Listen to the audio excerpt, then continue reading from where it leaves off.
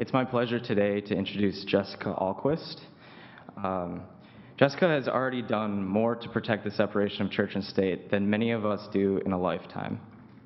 When she was 17, a judge ruled in her favor that a school banner depicting a prayer at her high school was a violation of the Establishment Clause of the First Amendment of the United States Constitution. The ruling infamously prompted a local legislator to brand her a, quote, evil little thing.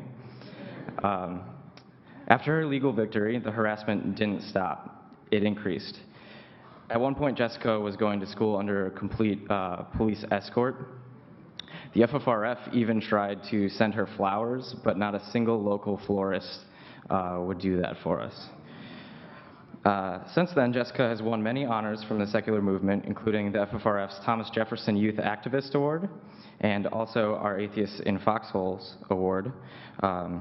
She has also won the American Humanist Association's Humanist Pioneer Award and the Hugh M. Hefner First Amendment Award, among others. She addressed the Reason Rally in 2012, shortly after she won her lawsuit.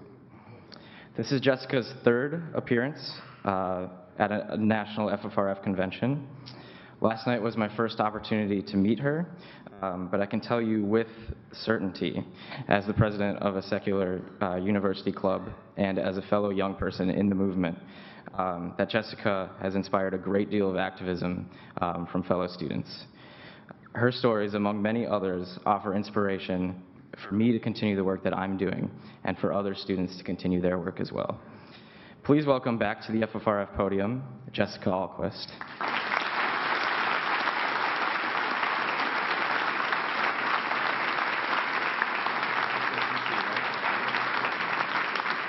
Thank you so much for that introduction. I'm sure a lot of you have come to these events before and seen me speak here before. And previously, I was just sharing my story. I spoke the first time and I was talking about what was going on with my case before it had actually been ruled. And the second time I spoke at FFRF, it had been ruled and we had been successful. And I was able to share that with people, and it was a really rewarding experience. And I guess after some time, I started to feel like I was kind of missing a bigger picture, and I began to wonder what could actually be learned from my story and from my experiences. And so at the end of just about every talk that I gave for about 2 years, somebody would say, okay, so what can we do? And I didn't really have an answer to that question until recently. And it did take me a little while, but after analyzing some of the various aspects of my, I'm going to call it a campaign, I started to see a pattern. And that's really what I wanted to talk about today.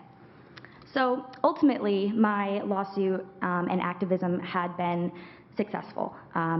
The case had been ruled in my favor, and can you see me? Better? Sorry, can't really do anything about this. Well, it had been ruled in my favor, and as I look back on it today, the main thing that made it successful wasn't just the actual legal success. It was a lot of the social aspects of it as well. When I first started off advocating for the removal of the prayer, it felt like everybody hated me. It felt like I didn't have any allies, and that the large majority of people preferred to see the prayer stay. And I'm glad to say that by the end of it, I don't know if that was the case anymore. It felt like a lot of people had not an epiphany, but they had come to understand my perspective a little bit better. And so I started to analyze why, what exactly made this something that people were receptive to. And so going into the issue initially, I was very concentrated on the actual legal aspect of it, for obvious reasons. It's a prayer in a public school. And when I attended the first school committee meeting about the prayer, I brought some index cards with me, and they just had these little facts. Like I wrote separation of church and state. I thought that was like proof. And I was 15, and I had, the First Amendment and a few other things, other precedents that had been set already. And at 15, being so naive, I actually believed that that would be enough, that I would get to this meeting and I would show it to my city officials, and they would be like, oh, well, obviously it's illegal, we'll just take it right down, no problem.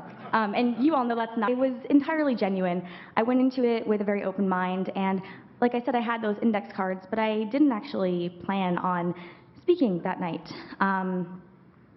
And I repeatedly, after hearing so many people speak and just get it so wrong so many times about how this is a Christian nation and we should want the prayers in our schools, well, I eventually did decide to speak, and I attempted to make my points several times, and it felt like nobody was listening. And in fact, they all had their own index cards that had facts that were completely contrary to mine. So obviously we weren't getting anywhere with that. It basically became a yes, huh, nuh-uh kind of thing, and we were just going back and forth, and I was getting frustrated, and without even knowing it, I made the realization that night that being right isn't actually enough.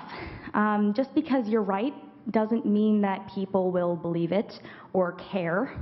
And so that same night, I came out as an atheist. And again, I didn't really know what that meant to come out. And I wasn't fully aware of how controversial that was. And I did it. And people were really not happy, but at least they were listening at that point.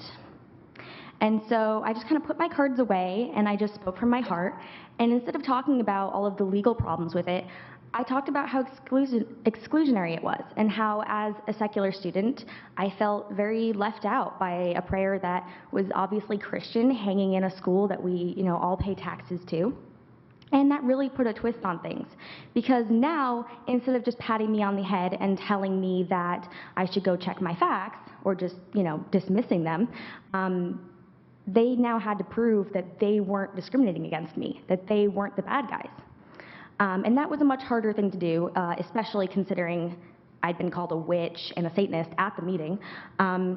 But anyway, it was the first real experience that I'd had with a real debate, and since then I've come to understand it even a little bit more. And I had a diagram that I don't know if I'll be able to show you today, but it's fairly simple, just to kind of demonstrate the pattern that I was talking about, kind of what I found when I analyzed the issue itself, was that there are kind of three main categories in secular campaigning. And again, campaigning meaning a lawsuit or a cause, whatever it is that we are trying to pursue. And so the categories that I came up with are in a way very similar to ethos, pathos, and logos. And I called them instead the legal and historical category, the emotional and personal category, and the logical and scientific category. So I know that's 6 words, but it's 3 categories. And at first, I thought that those 3 things really described the best way to argue with people. That if you have a cause, or in this case, the prayer banner lawsuit, you could take different approaches depending on the circumstances. Meaning, like in my example with the school committee meeting, I found that I was getting absolutely nowhere trying to debate actual legal fact and history. And so instead, I tried to change it into more of an emotional and personal story. And that made it very different for them. I don't think they knew that I had that card. And when I played it, they didn't really know how to respond.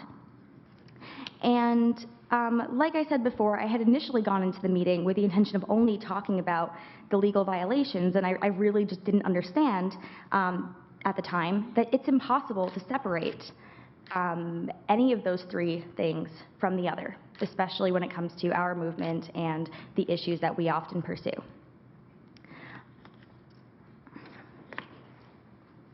And these 3 topics also, in a way, describe the 3 parts of our movement in a much broader way than just argumentation. It occurred to me that these topics are not just displaying the qualities of a good argument, but rather they're also explaining to us, or not explaining, but demonstrating the different types of activism that we can do. You can pursue legal or historical activism. You can pursue scientific activism, or you can, take the more emotional route, which is, kind of what my story did for people.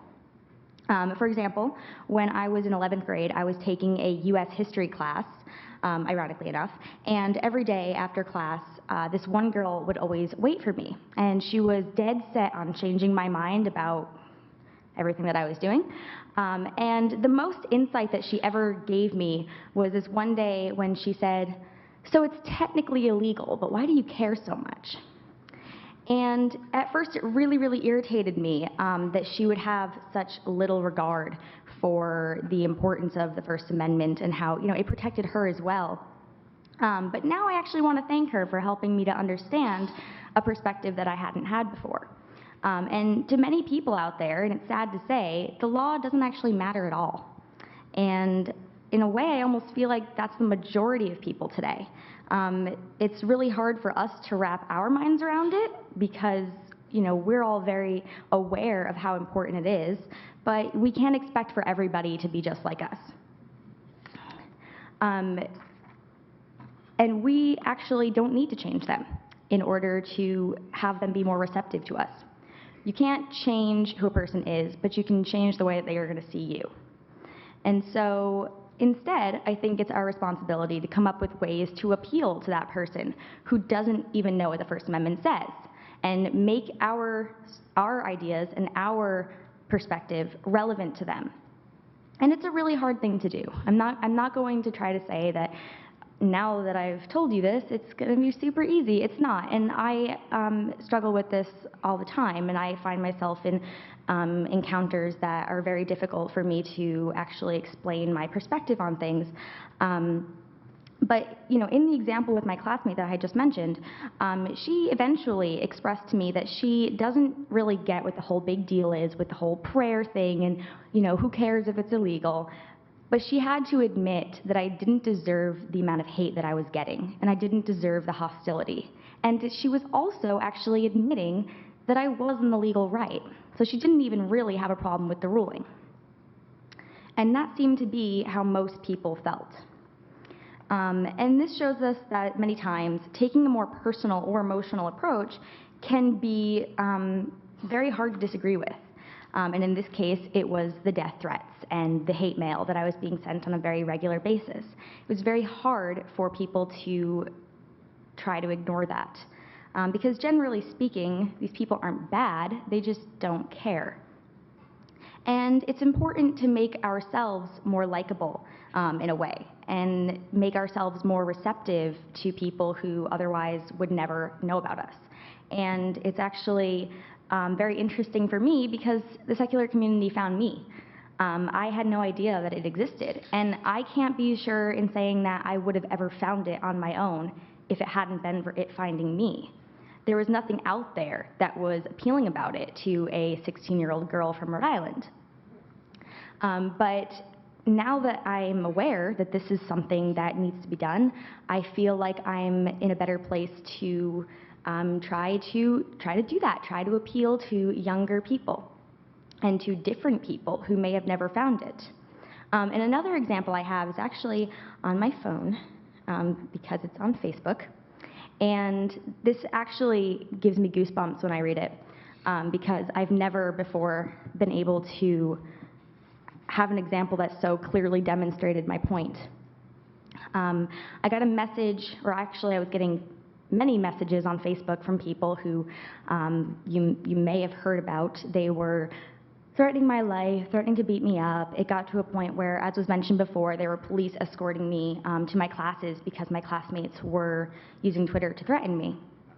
And I didn't read every single one, and I didn't know who exactly was involved in it, but I got a message on Facebook shortly after I won the case. And it was from this girl, and she wrote, "Hey, I know I was part of the whole Twitter rampage against you, but I'd like to apologize for the hurtful things that I did say. I was kind of just going along with it for the sake of being a goofball and because my friends were doing it and encouraged me to do it as well. Still, that doesn't give me an excuse to treat someone like that and say such ignorant and downright stupid, hurtful, disgusting things. I'm sure you get countless amounts of mail on here every day, whether it be fan mail or hate mail. But looking back on the fool I made of myself, I wanted to give you a sincere apology for the things that myself and my friends said to you. I recently saw some news segments about your case, and I've come to believe that what you did was really the right thing, and I support it completely. As I looked on from afar watching how adults, people's parents, and even political figures ridiculed you, I realized how horrid it really was. I'm so very sorry. For a 16-year-old kid, only 2 years younger than me, I am sure you've achieved more than I will achieve in a long time, and I really respect that. Thank you for doing the right thing and not giving up even when idiots like me tormented you. Keep up the awesome work.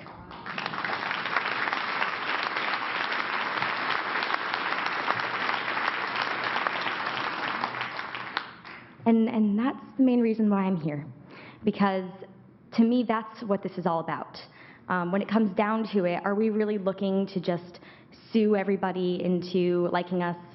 No, we're here because we need to defend our rights, encourage science, and have people become more receptive to us and our beliefs. And those are really the three things that I think that we want in the world. And I think that, you know, the three categories really explain that in a much easier and simpler way. And in this message, the girl even cites that an interview that she had seen me in was the reason for changing her mind, or news segments about the case. And I did do a lot of interviews. I had 2 years where I was doing interviews several times a month. And I had people telling me that I was just wasting my time with those. But obviously, it was extremely effective. And that message that I got on there was not the only one. There were others similar to it. And those are just the people who are willing to admit it. And what I learned from this is that when you give an interview, or when you put yourself out there publicly as an atheist, you're not talking to the interviewer, who, by the way, is probably going to be out to get you and have a very single-track conversation, ask you irrelevant questions and trick you into saying things that you don't really want to say. And then you are finished with the interview and you realize that you haven't actually said anything that you wanted to say. And you're actually talking to the people watching the interview, not the interviewer. And it's very hard to keep that in mind while you're in the middle of it. It was obviously very hard for me. I was just a kid. And it was something that I had to learn the hard way. I had to have a few really nasty experiences with reporters in order to really get the hang of that. And, you know, it seems like a very hard thing, and it really is. However, the best way to communicate with people who do not want to be receptive to our ideas and who don't even know what an atheist is to put it in the most basic terms possible. For example, I gave a live interview on CNN one day, and the interviewer asked me why I didn't believe in God. And I could have said many, many things. But instead of taking the scientific route, instead of explaining that there isn't any science to support it and that the Bible has all sorts of fallacies, et cetera, I just explained that when I was about 10 years old, my mother had become ill with a mental illness. And I explained that for the first time in my life, I had started praying, and I then started to feel guilty because if I had a sick mother, well, you know, there are people in the world who don't even have parents. So who am I to be asking for help when there are so many people out there who need help more? And one thing led to another, and I ended up deciding for myself that I didn't believe in God at all. And that was a much more receptive thing to say than to try to explain all of the problems logically with faith and, you know, even just singling out Christianity. I just explained my perspective. I didn't try to tell anybody else that they shouldn't believe what they believe. It was very much, this is me, this is my personal view of things. And in a lot of ways, I feel like the emotional approach or the personal approach is one of the most effective, at least because we've probably already won over all the people who are going to be won over by scientific debates. The people who are science-minded probably already got to those conclusions on their own. The people who we are trying to communicate with today are the people who haven't really got any way of understanding it until we reach out to them specifically. And of course, though, the science and logic category is important, but it is very well covered here. And I didn't really have that many opportunities to speak about that. And of course, this brings us back to the actual movement itself. And I'm just going to be totally honest with you. I think that the secular community spends far too much time fighting over and debating silly details that don't actually matter to anybody but us. And a lot of the issues that I see and hear about us discussing in this community don't actually ever end up reaching the ears of anybody outside of it. And I don't really see what good it does to try so hard to be a very single-minded community. That's part of what makes us beautiful, is that we can all have our own perspective and our own approaches, and that's fine. And we need all of those people. If we've learned anything from previous movements before ours, diversity is never a bad thing. And different ideas and people and approaches is only going to help us. It's only going to help us to communicate with an even larger group of people. And like I said, I was lucky enough for this community to find me, and I have been given so many wonderful opportunities to travel and speak, and it's given me such a unique perspective that I'm very thankful for. And so that question, what can we do? Well, we can focus on improving our public relations with the people outside of this community, and we can start by recognizing our weaknesses and working really hard to fix them. We can smile more. We can go into it as 15-year-old girls who have no idea what to expect and just, pretend that you are blissfully aware that atheists are hated. Just go into say, yeah, I'm an atheist. Is that okay? And it's much harder to hate that. It's much harder to be aggressive towards somebody who is very, very likable. And we can really just focus on our intentions and showing the world how lovable atheists are and how good we are without God. And for me, I sincerely believe that that is the best direction that our community and movement can be going in. Thank you.